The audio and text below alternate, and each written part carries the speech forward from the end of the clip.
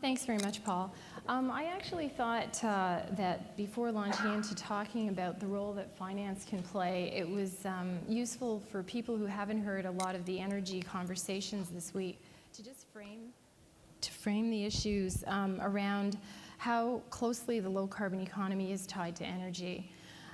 So I wanted to just talk about three things in my opening remarks. Where we're headed under business as usual, where we need to go by 2030, and some context around how we're going to get there. And that, of course, relates to how finance can help facilitate that. So in terms of where we're headed on the current path, of course, as you might have heard this week, world energy demand will grow by about 40% by 2030. And 80% of that demand is going to be met by fossil fuels. So that's oil, gas, and coal. And most of the growth in energy-related carbon dioxide emissions is going to come from non-OECD countries. So that's a very important thing to keep in mind in this conversation, is that a lot of the low-carbon economy will have to be driven by what happens outside of places like Canada and the US and Europe, although we play an extremely important role. So that's where we're headed under current scenarios. And of course, under that scenario, some of the projections, depending on who you believe, as Paul alluded to, are that by the end of this century, we would see carbon dioxide concentrations in the order of 1,000 parts per million. We're in the low 400s now, I believe. And yeah. Is 1,000 parts per million good or bad? Who thinks it's good? Who thinks it's good? Who thinks it's bad? Now, get your hand up if you think it's bad.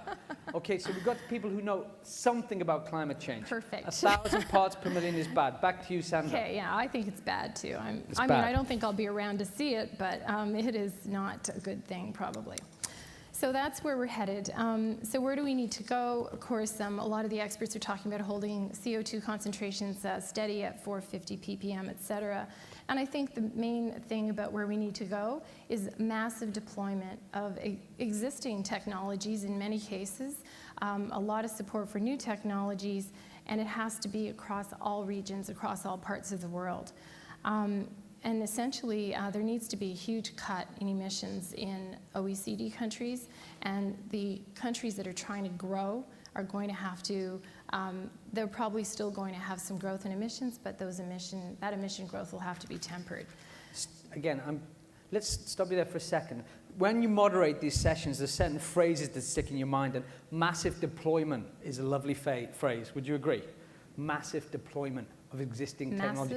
Massive deployment. Okay. We're talking about massive deployment of coal-fired power stations, natural gas facilities, the whole gig. That's what you mean, to give the world energy. Is that what you mean? Well, I think that actually... Nuclear? Bit of nuclear? Well, you know, it depends on who you are, but yeah, what we believe, based on a lot of what the experts are saying, that not so much massive deployment of coal, although coal is not going to disappear. There's three basic things. One is energy efficiency, which again, lots of conversation about that, and really interesting from the financing perspective and public policy, et cetera. So efficiency in buildings and vehicles and industry, et cetera. Second thing is a shift in the way we supply power. So actually reducing coal-fired power, some fuel substitution, et cetera. Large increase probably in natural gas, and yes, nuclear, as well as a huge deployment in renewables, hopefully. And then the last, or the third piece, is transportation. So there needs to be a shift, of course, in the way that we fuel our cars and the way we get around. So that's where we need to go, how we're going to get there.